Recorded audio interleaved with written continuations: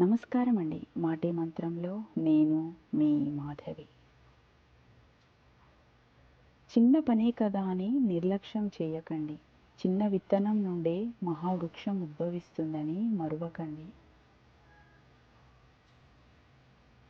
వేల మైళ్ళ ప్రయాణం కూడా ఒక్క అడుగుతోనే మొదలవుతుంది. కోట్ల రూపాయల సంపాదన కూడా ఒక్క రూపాయితోనే మొదలవుతుంది. అలాగే మన గెలుపు కూడా ఒక మంచి ఆలోచన, ఆచరణతోనే శ్రీకారం చుట్టుకుంటుంది.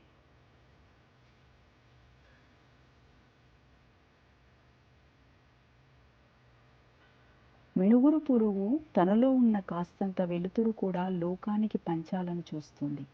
అందుకే మనలో ఉన్న కొంత విజ్ఞానమైన ఇతరులకు పంచినప్పుడే దానికి సార్థకత.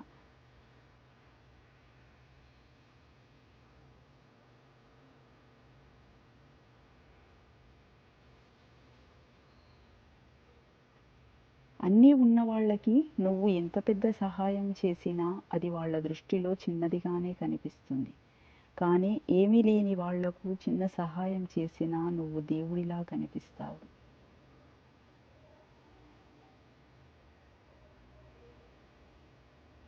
నిన్ను అవమానించిన వాడు ఎంత గొప్పవాడైనా సరే అస్సలు వదిలిపెట్టకు.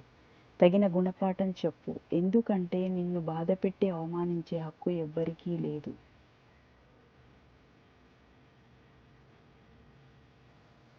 మన దగ్గర ఏముంది అనే ఆలోచన కంటే మన కోసం ఎవరున్నారు అనే ఆలోచన నిజంగా కోటి కష్టాలను కూడా మర్చిపోయేలా చేస్తుంది.